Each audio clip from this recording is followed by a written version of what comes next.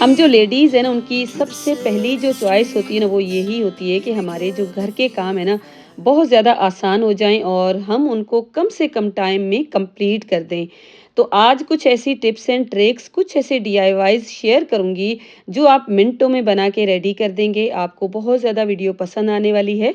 Video को skip बिल्कुल भी ना कीजिएगा। Hello guys, once again welcome back to my channel. कैसे हैं आप सब?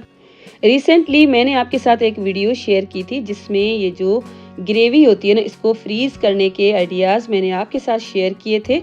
तो अक्सर मैं इस तरह से ग्रेवी बना के फ्रीज़ करती हूँ। मुझे बहुत ज़्यादा ये कन्वीनिएंट रहता है क्योंकि बहुत ज़्यादा टाइम सेविंग हो जाता है, तो इसको बनाना बहुत ज़्यादा आसान है।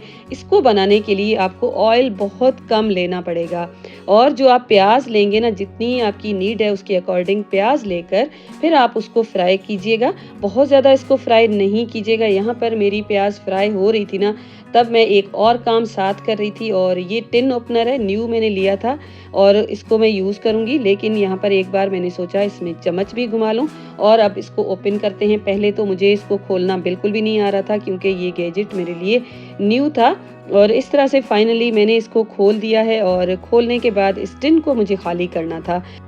मुझे इसका मिक्स फ्रूट यूज़ करना था और पानी मुझे इसका सेपरेट करना था।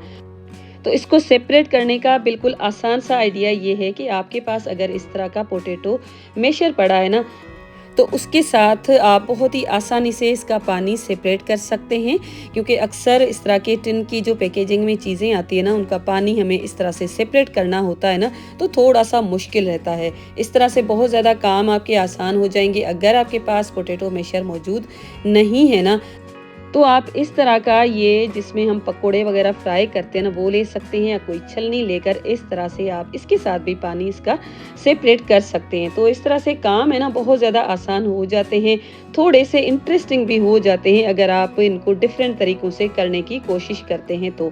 यहाँ पर आप देखें पानी बिल्कुल इसका सेपरेट हो चुका है। इसको मैंने दूसरे बोल में कन्वर्ट भी कर दिया है और पानी इसका बिल्कुल अलग हो चुका है। अब यहाँ पर ये जो प्याज़ थी ना, थोड़ी-सी कहीं-कहीं से ब्राउन हो गई थी क्योंकि इसके अंदर मैंने ऑयल बहुत कम डाला है। तो प्याज़ को बहुत ज़्यादा फ्राई नहीं करना है, ये तो आपके अकॉर्डिंग ही है। मैं प्याज़ को बिल्कुल भी ज़्यादा फ्राई नहीं करती हूँ। इसको बिल्कुल इसी तरह का थोड़ा-सा व्हाइटिश या पिंकिश रखती हूँ, तो इस तरह से इसका टेस्ट भी बिल्कुल ज़ाया नहीं होता और इसकी जो न्यूट्रिशंस है ना, वो भी ज़ाया नहीं होती हैं।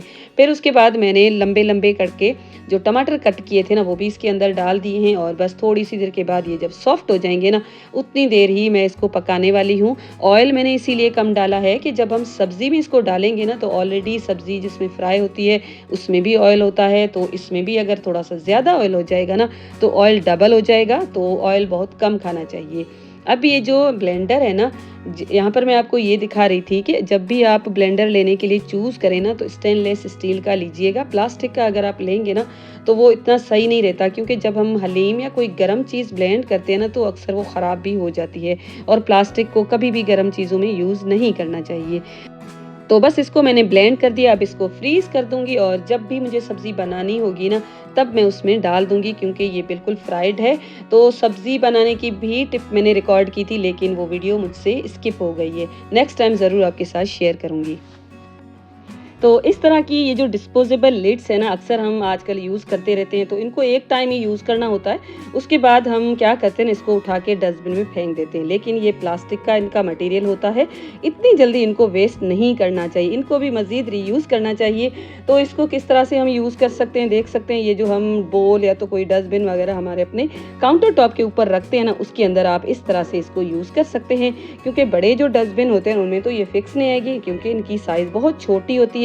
इस तरह के छोटे डस्टबिन जो हम अपने काउंटर टॉप्स पे यूज़ करते हैं, जैसे बोल्स या बास्केट्स वगैरह, उनमें यूज़ करेंगे ना, तो इस तरह से हमें एक्स्ट्रा किसी भी पॉली बैग की ज़रूरत नहीं पड़ेगी और जब ये भर जाएगा ना, तो इसी तरह से आप उठा के फिर आप इसको थ्रो कर सकते हैं। तो मैं ये मार्केट से फ्रेश नारियल लेकर आई थी, तो मैंने सोचा इसको मैं खोल के उसके बाद इसको क्रश करके इसके साथ मैं बर्फ़ी बनाऊंगी। लेकिन इसको खोलना थोड़ा-सा मुश्किल होता है, तो मैंने क्या किया, इस तरह से सबसे पहले इसकी जो प्लास्टिक है ना, उसको रिमूव कर लिया। उसके बाद 2 बोल्स मैंने अपने पास रखे हैं। एक में थोड़ा-सा पानी लिया है, एक के ऊपर मैंने रख दी है ये छलनी।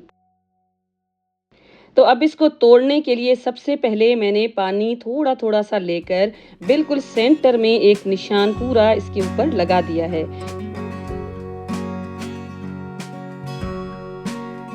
अब इसके ऊपर निशान लगाने के बाद थोड़ी बहुत जो क्लीनिंग होती है ना वो भी साथ-साथ मैं करती रहती हूँ। अब मैंने क्या किया है, एक हैमर ले लिया है। तो हैमर है ना काफ़ी भारी होता है और इस तरह से इसके ऊपर मैं मारूँगी और बिल्कुल आसानी से जहाँ पर भी हमने पूरी निशान के साथ लाइन बनाई है ना वहाँ पर ही ये टूटेगा। कोई भी इधर-उधर नहीं टूटेगा और पानी पूरा का पूरा इस छलनी के ऊपर मैंने निकाल दिया है। थोड़ा बहुत अगर कचरा होगा ना तो वो भी छलनी के ऊपर आ जाएगा। तो ये पानी तो मैं यूज़ कर लूँगी पीने के लिए और उसके बाद मैंने गैस का जो फ्लेम है ना वो ऑन कर दिया है और उसके बाद ये जो शेल है ना टूटा हुआ इसके ऊपर रखा है। तकरीबन 60 सेकंड तक या 1 मिनट तक कुछ इस तरह से जब मैं इसको रखूँगी ना तो ये खुद ब खुद बिल्कुल ढीला हो जाएगा और उसके बाद एक मैंने बटर नाइफ़ ले ली है और उसके साथ-साथ मैंने इसको इस तरह से निकाल दिया है। तो इस तरह से शेल रिमूव करना काफ़ी ज़्यादा आसान हो जाता है। अक्सर हम बहुत सारी मशक्क़त करते रहते हैं इसको रिमूव करने के लिए और शेल होता है ना वो भी टूट जाता है। तो इस तरह से बिल्कुल टूटेगा भी नहीं और अगर आप चाहें तो इसको रीयूज़ कर सकते हैं, प्लांटर भी बना सकते हैं।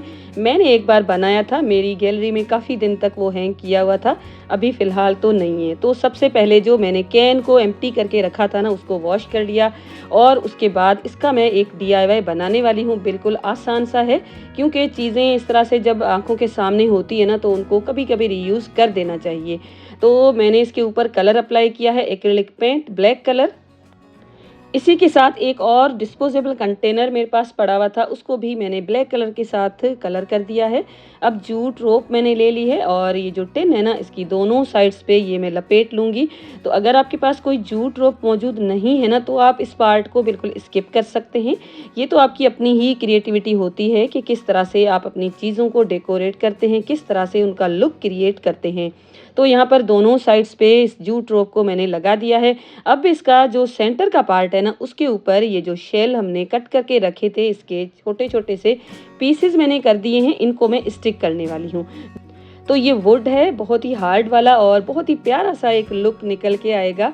आप वीडियो को स्किप बिल्कुल भी ना कीजिएगा। तो शेल्स है ना इनको थोड़ा छोटा-छोटा कट करना है क्योंकि राउंड शेप होती है और इसको स्टिक करना बहुत ज़्यादा लाज़मी होता है। तो अच्छी खासी ग्लू की क्वांटिटी यहाँ पर मैंने यूज़ की थी। थोड़ा अगर मैं ग्लू लगाती ना तो इधर-उधर निकल जाते। तो इस तरह से पूरे जितने भी शेल्स थे ना ये सेंटर का पीस पूरा मैंने इस तरह से कवर कर दिया। अगर आपको भी मेरी तरह इस तरह के क्रिएटिव काम करने का शौक़ है ना, तो आप ज़रूर मेरी बात से अंडरस्टैंड करेंगे कि जब हम रेगुलर बेसिस पे घर के काम करते-करते जब कोई भी क्रिएटिव काम करते हैं ना, तो बहुत अच्छा फ़ील होता है क्योंकि रेगुलर जो काम होते हैं उनसे हट के जब थोड़ा-सा रूटीन चेंज होता है ना, तो ज़ाहिर-सी बात है हमारा जो माइंड है ना फ्रेश हो जाता है। तो टिन अगर आपके पास कोई बड़ा पड़ा है तो उसके ऊपर भी आप ये डिज़ाइन देकर बना सकते हैं। तो ये दोनों मैंने इस तरह से इसके साथ कवर कर दिए हैं। सेंटर में आप देख सकते हैं कहीं-कहीं से ग्लू स्टिक है ना वो नज़र आ रही थी। तो अगेन मैंने लाइनिंग दे दी है ब्लैक कलर के साथ ताकि ग्लू किसी भी साइड से नज़र ना आए। तो अगर मैं थोड़ा ग्लू यूज़ करती ना तो बिल्कुल भी नज़र नहीं आता, लेकिन मुझे लग रहा था कि ये कोकोनट के जो शेल है ना काफ़ी भारी होते हैं तो इस तरह से निकल ना जाए। तो बस ग्लू थोड़ा सा एक्स्ट्रा मैंने लगा के इसको स्टिक कर दिया। उसके बाद इसके ऊपर मैंने गोल्डन मेटेलिक पेंट जो था ना उसके साथ मैंने इसको पेंट कर दिया है। अगर आप चाहें तो एज़ इट इज़ भी इसको रहने दे सकते हैं। मैंने तो इस तरह से इसके ऊपर पेंट कर दिया है। पेंट करने से इसका लुक है ना और इन्हेंस हो जाएगा। और उसके बाद ये जो छोटू सा कंटेनर था ना इसके ऊपर जितने भी शेल्स मैंने लगाए थे ना उनके ऊपर मैंने मल्टी कलर यूज़ करके इस तरह से इसके ऊपर भी पूरा मैंने कलर लगा दिया। तो बिल्कुल सिंपल सा ये आइडिया है। अगर आपके पास इस तरह का कोई वांदा सा कोकोनट शेल पड़ा है ना तो वो आप यूज़ कर सकते हैं। तो यहाँ पर पूरे के ऊपर मैंने मल्टी शेड देकर कुछ इस तरह से मैंने इसको कर दिया है रेडी। इसके अंदर कोई भी इंडोर प्लांट लगा सकते हैं, कुछ भी आप इसमें ऑर्गेनाइज करके रख सकते हैं। मैंने इसके अंदर ऑर्बीज डाले हैं, मनी प्लांट की कटिंग डाली है और उसके ऊपर मज़ीद इसको ब्यूटीफाई करने के लिए कुछ मेरे पास ये सी शेल्स पड़े थे, इस तरह से मैंने इसके ऊपर रख दिए हैं। और जो हमने टिन के साथ बनाया था ना उसको भी आप मल्टीपर्पज़ यूज़ कर सकते हैं as a spoon holder, stationery holder, या तो कोई भी अगर आप चाहें तो प्लांटर भी बनाया जा सकता है। मैंने फ़िलहाल तो इसके अंदर मनी प्लांट रखा हुआ है एक और पॉट में डाल के, उसके बाद मैंने इसके अंदर मनी प्लांट रखा है और कुछ इस तरह से मैंने अपने किचन में इसको रखा है। तो मैं अपनी छोटी-सी शॉपिंग भी आपके साथ शेयर करूँगी। तो बस इस तरह की ये प्लास्टिक की सिंक कैडी है, तो इसको मैंने ऑनलाइन ऑर्डर किया था और मुझे इसकी क्वालिटी बहुत अच्छी लगी है, क्योंकि अक्सर इस तरह की स्टेनलेस स्टील की भी मिलती हैं, लेकिन मुझे ऐसे लग रहा है कि अगर हम उनको किचन में यूज़ करेंगे ना, तो हो सकता है ज़ंग हो, रस्ट हो जाए। तो इस तरह की ये प्लास्टिक की मुझे दिखी, तो मैंने इसको इस तरह से ऑर्डर किया है। इसको फिक्स करना बहुत ज़्यादा आसान है। इस तरह की आपको देख सकते हैं, ये जो ग्रीन कलर की सिलिकॉन लगी है ना, इसी तरह से हम अपनी जो टेप है ना उसमें इस तरह से लगाएंगे तो आराम से ये फिक्स हो जाएगी। इसके ऊपर आप कोई भी चीज़ ऑर्गेनाइज करके रख सकते हैं, जैसे स्पंज वगैरह होते हैं, एक्स्ट्रा जो भी पानी वगैरह होगा ना, जाकर आपकी सिंक में ही ड्रिप होगा। तो आराम से आप इसको यूज़ कर सकते हैं। पहले मैंने एक बार लगा के देखा, मुझे ऐसे लग रहा था कि ये निकल जाएगी, लेकिन बाद में मैंने इसको अच्छी तरह से फिक्स कर दिया था और इसके ऊपर जो बॉटल्स थी, स्पंजेस वगैरह थी, वो भी सारी मैंने इसके ऊपर रख दी थी। अगर आप कहेंगे तो इसको परचेज़ करने की लिंक्स एंड नंबर्स मैं आपको कमेंट बॉक्स में मेंशन कर दूँगी। मुझे तो ये ऑर्गेनाइज़र बहुत ज़्यादा पसंद आया। तो बस जी, आज का था मेरा इतना ही वीडियो। आई होप आज का वीडियो आपको पसंद आया होगा।